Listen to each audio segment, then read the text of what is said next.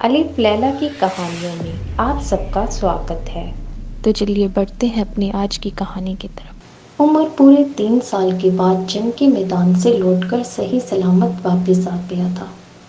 اس کے ساتھ اس گاؤں کے اور بھی کئی نوجوان سپاہی بن کر گئے تھے، مگر ان میں سے کوئی بھی لوٹ کر نہیں آیا تھا۔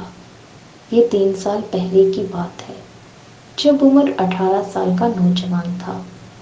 وہ اپنی ماں کا واحد کفیل تھا۔ دن بھر محنت مزدوری کے بعد اسے جو کچھ ملتا وہ ماں کے ہاتھ پر لا کر رکھ دیتا۔ اسے اپنی ماں سے بہت محبت تھی اور وہ ہمیشہ یہی کوشش کرتا تھا کہ اس کی ماں کو کوئی تکلیف نہ ہو۔ اس کی ماں بھی اس سے بہت خوش تھی اور ہر وقت اسے دعائیں دیتی رہتی تھی۔ ماں بیٹے پر مشتمل یہ مختصر سا گھرانہ بڑی خوش و خرم زندگی گزار رہا تھا۔ بادشاہ کی طرف سے یہ فرمان جاری ہوا کہ ملک کے تمام نوجوان فوج میں بھرتی ہو کر سرحدوں پر پہنچ جائیں، کیونکہ ان کے پڑوسی ملک کے بادشاہ نے ان کے ملک پر قبضہ کرنے کے لیے اچانک حملہ کر دیا تھا۔ اس کی فوج بہت زیادہ تھی، اسی لیے بادشاہ نے اعلان کروا دیا تھا کہ ملک کے تمام نوجوان اکٹھے ہو جائیں۔ پورے گاؤں کی آبادی 400-500 نفوس پر مشتمل تھی۔ بچوں، بوڑھوں، عورتوں کو نکال کر کل 40 نوجوان تھے، جنہوں نے فوج میں بھرتی ہو کر جنگ میں جانا قبول کر لیا۔ انہی نوجوانوں میں عمر بھی شامل تھا۔ عمر کی بیوہ ماں بہت اداس تھی، مگر ملک کی سلامتی کا سوال تھا، اسی لیے اس نے عمر کو اجازت دے دی۔ عمر کا والد بھی ایک سپاہی تھا جو جواں مردی سے لڑتے ہوئے ملک پر قربان ہو گیا۔ عمر بھی باہمت لڑکا تھا۔ عمر اپنی ماں کو خدا حافظ کہہ کر وہاں سے چلا گیا۔ جنگ شروع ہو چکی تھی، لوگ بے جگری سے لڑ رہے تھے۔ وہ لڑائی بہت لمبی ہو گئی اور پھر 3 سال بعد دونوں ملکوں میں ایک دوسرے پر حملہ نہ کرنے کا معاہدہ طے پا گیا۔ یوں دوسرے سپاہیوں کی طرح عمر بھی واپس اپنے گاؤں آ گیا۔ گاؤں میں اس کا بڑا ہی شاندار استقبال کیا گیا۔ وہاں کے لوگوں کے پرخلوص رویے نے عمر کو میدان جنگ کی تمام تکلیفیں بھلا دی تھی۔ وہ لوگوں سے ملتا ملاتا اپنے گھر کی جانب جا رہا تھا۔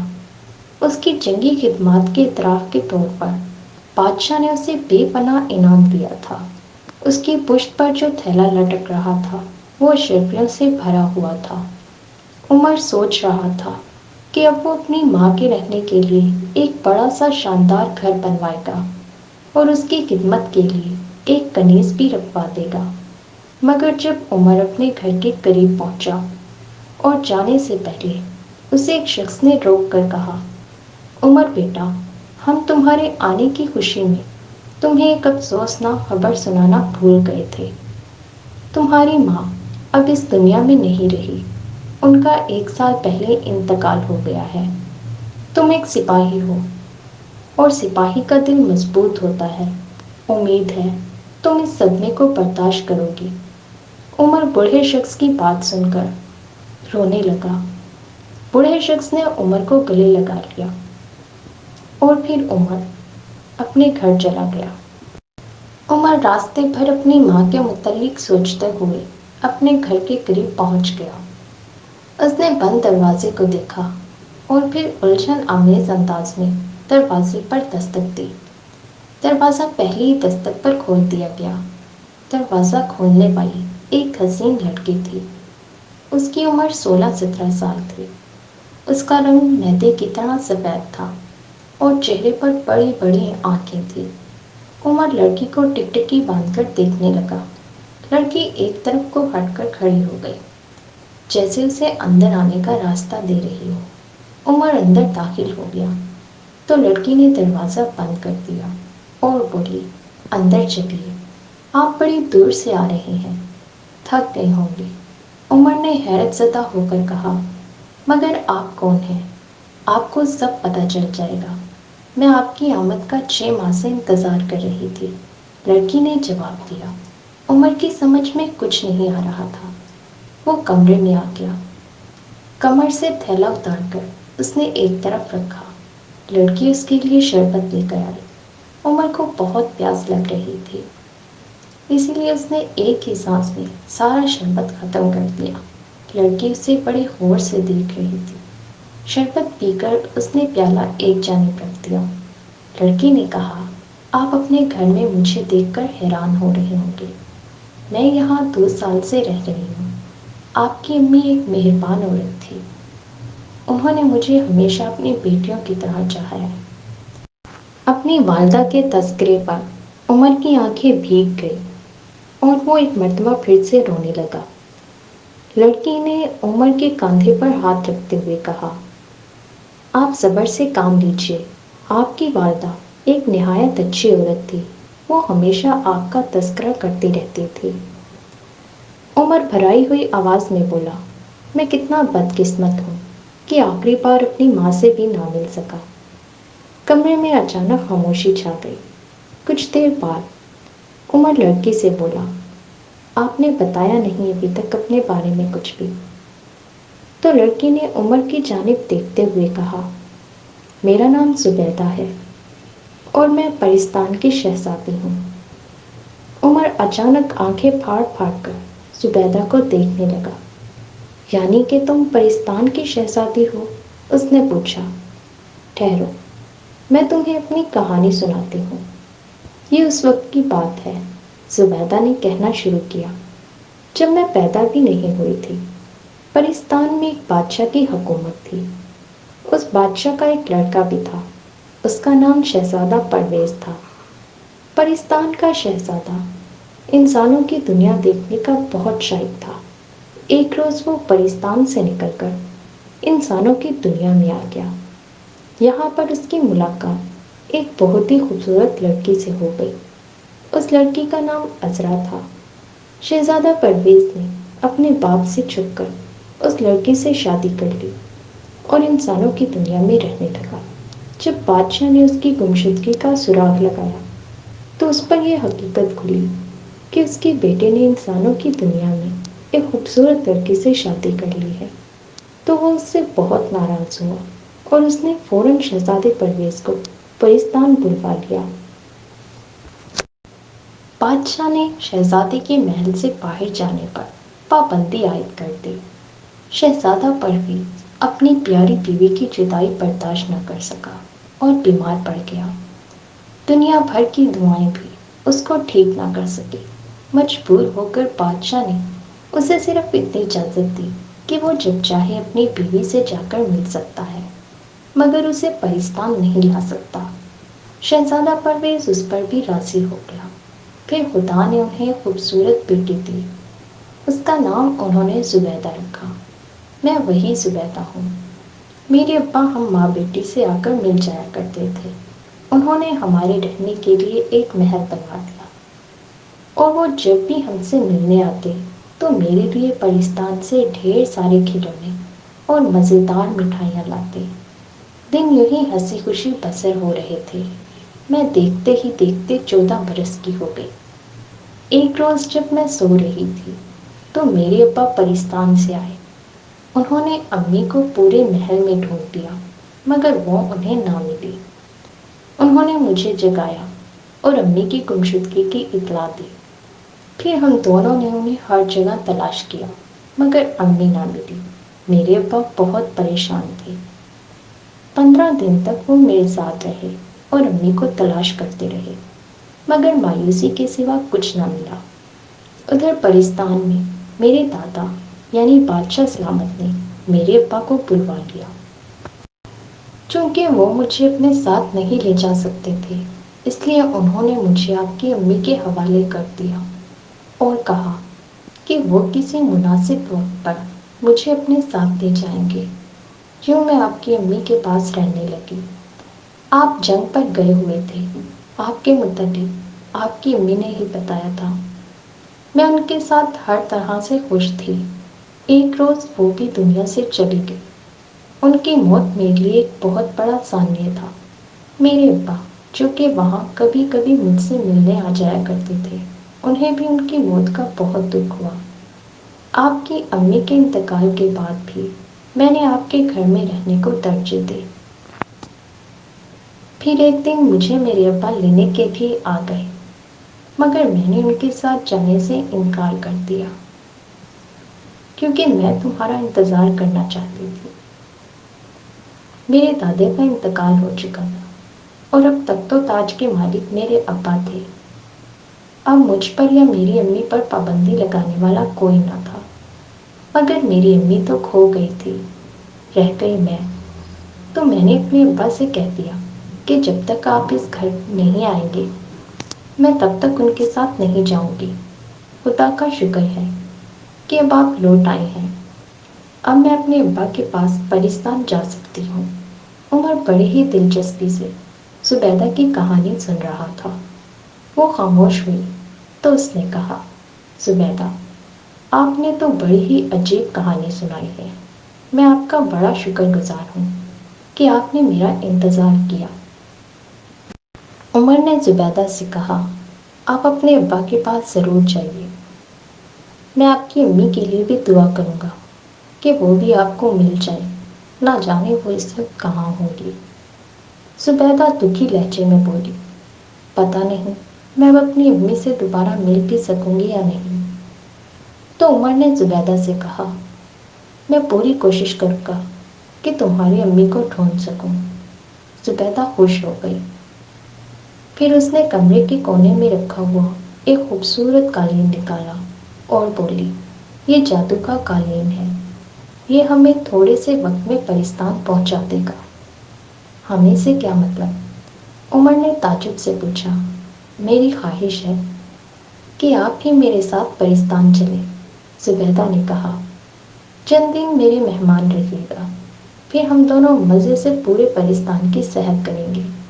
اس کی بات سن کر عمر نے مسکرا کر کہا، یہ تو بڑی اچھی بات ہے۔ بچپن میں پریوں کی کہانی سنتا تھا، اب پریوں کی سرزمین کو اپنی آنکھوں سے بھی دیکھ لوں گا۔ ہم یہ سفر رات کو شروع کریں گے، ورنہ اگر لوگوں نے ہمیں اڑتا ہوا دیکھ لیا تو حیرت کے مارے بے ہوش ہو جائیں گے۔ میرے ابا بھی رات کو ہی مجھ سے ملنے کے لیے آتے تھے، زبیدہ نے کہا۔ ٹھیک ہے، عمر سر ہلا کر بولا، میں بھی تھوڑی دیر سونا چاہتا ہوں، بہت تھک گیا ہوں۔ زبیدہ بولی، ہاں، آپ آرام کر لیجیے، میں شام کا کھانا تیار کرتی ہوں، کھانا کھانے کے بعد ہی ہم سفر پر نکلیں گے۔ زبیدہ چلی گئی اور عمر کروٹ بدل کر سو گیا۔ کھانا کھا کر وہ لوگ پرستان جانے کی تیاری کرنے لگے۔ زبیدہ نے قالین زمین پر بچھایا اور وہ دونوں اس پر بیٹھ گئے۔ قالین دھیرے دھیرے فضا میں بلند ہونے لگا۔ کافی بلندی پر پہنچ کر اس نے ایک سمت کی جانب تیزی سے اڑنا شروع کر دیا۔ رات ہو چکی تھی، اسی لیے نیچے تاریکی کے سوا کچھ نہیں تھا۔ عمر اور زبیدہ ادھر ادھر کی باتیں کرنے لگے۔ یوں وقت گزر گیا۔ اچانک قالین کی رفتار سست ہونے لگی۔ انہوں نے نیچے جھانک کر دیکھا تو ان کی آنکھیں پھٹی کی پھٹی رہ گئی۔ دور دور تک بے حد خوبصورت اور عالی شان مکانوں کی ایک قطار پھیلی ہوئی تھی جو کہ روشنی سے جگمگا رہی تھی۔ ان کا قالین شاہی باغ میں اس جگہ پر اترا جہاں زبیدہ کا باپ یعنی بادشاہ چہل قدمی کر رہا تھا۔ اپنی بیٹی کو دیکھ کر وہ بے تازگی سے اس کی جانب بڑھا اور اسے گلے سے لگا لیا۔ زبیدہ نے عمر کا تعارف بادشاہ سے کروایا۔ وہ عمر سے مل کر بھی بہت خوش ہوا، پھر انہیں لے کر محل کے اندر داخل ہو گیا۔ محل کو دیکھ کر عمر حیرت زدہ ہو گیا۔ اتنا خوبصورت اور عالی شان محل اس نے خوابوں میں بھی نہیں دیکھا تھا۔ زبیدہ بھی یہاں آ کر بے حد خوش تھی۔ بادشاہ ایک ٹھنڈی سانس بھر کر بولا، زبیدہ بیٹی، کاش شاید تمہاری ماں بھی اس جگہ ہوتی تو کتنا خوش ہوتی۔ میں نے اسے دنیا کے کونے کونے میں تلاش کروایا ہے مگر وہ نہیں ملی۔ ماں کے ذکر نے زبیدہ کو رنجیدہ کر دیا۔ وہ سسکیاں لے کر رونے لگی۔ بادشاہ نے بڑی مشکلوں سے اسے چپ کروایا۔ اس کا دل بہلانے کے لیے فوراً پریوں کے ناچ کا انتظام کیا گیا۔ زبیدہ اور عمر خوبصورت پریوں کے ناچ گانے سے لطف اندوز ہونے لگے۔ ناچ گانا ختم ہوا تو وہ دونوں باغ میں آ نکلے۔ باغ میں ہر طرف بھینی بھینی خوشبو پھیلی ہوئی تھی۔ ان دونوں کو باغ کی سیر کرنے میں بڑا ہی لطف آ رہا تھا۔ زبیدہ کو اچانک کچھ یاد آ گیا۔ وہ چلتے چلتے رک گئی اور عمر سے بولی، عمر، آپ کو اپنا وعدہ تو یاد ہے نا؟ ہاں، مجھے اچھی طرح یاد ہے، عمر سر ہلا کر بولا۔ آپ کی امی کو ڈھونڈنے کی میں پوری کوشش کروں گا۔ اس کی بات سن کر زبیدہ مطمئن ہو گئی، مگر عمر سوچ میں پڑ گیا کہ آخر وہ زبیدہ سے وعدہ تو کر چکا ہے، مگر وہ اس کی امی کو کیسے تلاش کرے گا؟ وہ کام بہت مشکل تھا، مگر عمر ایسا نوجوان نہیں تھا کہ ہمت ہار بیٹھتا۔ اس نے عہد کر لیا تھا کہ جب تک زبیدہ کی امی نہیں مل جاتی وہ چین سے نہیں بیٹھے گا۔ زبیدہ کی دوستی کئی پریوں سے ہو گئی تھی، کیونکہ وہ پرستان کی شہزادی تھی، اسی لیے اسے بڑی ہی عزت دی جا رہی تھی۔ محل کی کنیزوں سے بھی اس کی کافی اچھی دوستی ہو گئی تھی۔ اس وقت وہ انہیں کے ساتھ باغ میں جھولا جھول رہی تھی۔ عمر بادشاہ سے باتوں میں مصروف تھا۔ ابھی کچھ دیر پہلے بادشاہ سے ایک بوڑھی پری مل کر گئی تھی۔ عمر بھی وہیں موجود تھا۔ بادشاہ نے اس سے کہا، یہ بڑی بھی رشتے میں میری خالہ لگتی ہیں۔ جب میں نے تمہاری دنیا میں عذرا سے شادی کی تھی تو سب سے زیادہ شور انہی بڑی بھی نے مچایا تھا۔ میرے ابا حضور کے کان میں یہی آ کر بھرتی تھی۔ دراصل یہ اپنی لڑکی کی شادی مجھ سے کرنا چاہتی تھی۔ انہی کی وجہ سے میری بیوی اور بیٹی نے اتنی مصیبتیں اٹھائی ہیں۔ ان کی بزرگی کا خیال کر کے میں انہیں کچھ نہیں کہتا، ورنہ میرا تو جی بھی نہیں چاہتا کہ ان کی شکل دیکھوں۔ اب بھی ان کا اصرار ہے کہ میں ان کی لڑکی سے شادی کر لوں، مگر میں کبھی بھی ایسا نہیں کروں گا۔ اگر یہ میرے ابا حضور کے کان نہ بھرتی تو میرے ابا کبھی بھی عذرا پر پرستان میں داخلے پر پابندی نہ لگاتے۔ اس طرح وہ گم بھی نہ ہوتی، بیچاری اب نہ جانے کس حال میں ہوگی۔ بادشاہ بے حد اداس ہو گیا۔ تھوڑی ہی دیر بعد عمر نے اس سے اجازت لے کر وہاں سے چلا گیا۔ وہ اپنے کمرے کی جانب چل دیا۔ اس کا کمرہ بھی بے حد خوبصورت اور قیمتی اشیاء سے مزین تھا۔ وہ اپنے کمرے میں داخل ہوا ہی تھا کہ اسی بوڑھی پری کو دیکھ کر چونک گیا۔ وہ اس کے بستر کے پاس پڑی ہوئی ایک کرسی پر بیٹھی ہوئی تھی۔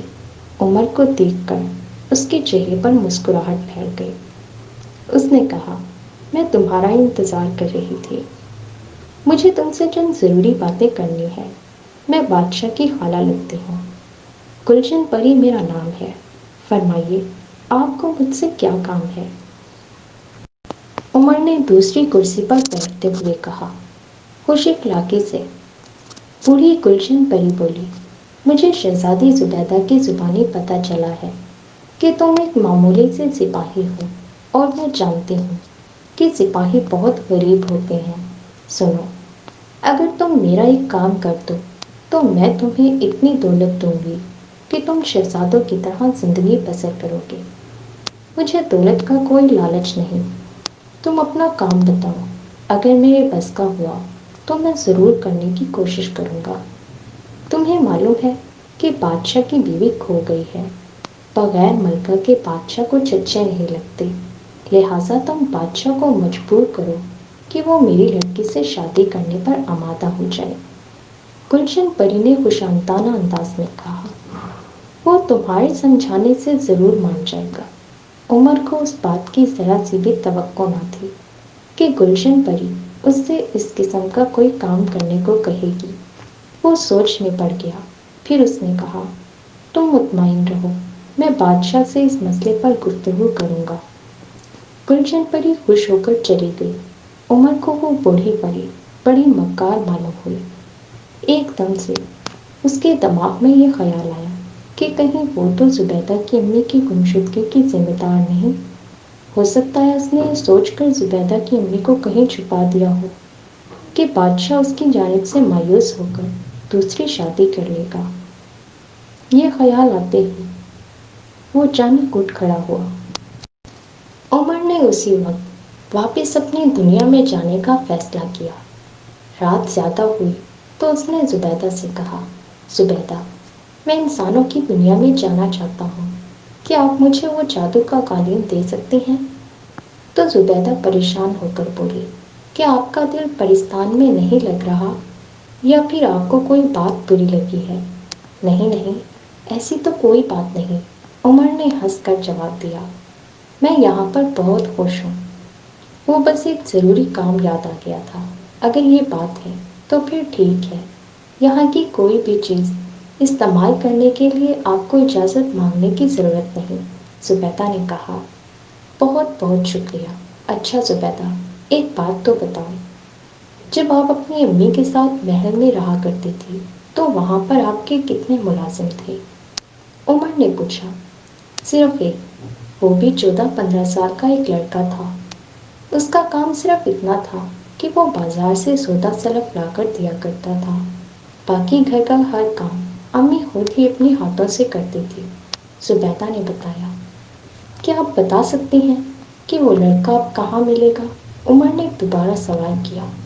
جب میں امی کی گمشدگی کے بعد محل سے چلی گئی تھی تو اس لڑکی کو بھی نوکری سے جواب دے دیا گیا تھا۔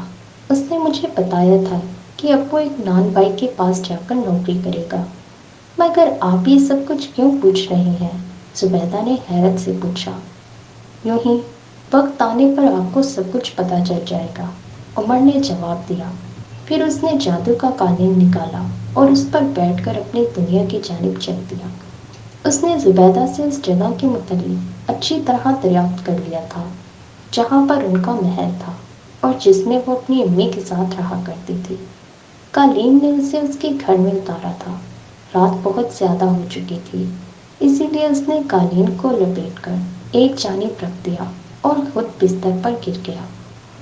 کہانی کا بقیہ حصہ اگلی قسط میں ملاحظہ کیجیے۔ شکریہ۔ ہمارے چینل کو سبسکرائب کریں اور کمنٹ سیکشن میں اپنی رائے سے ضرور آگاہ کیجیے۔ شکریہ۔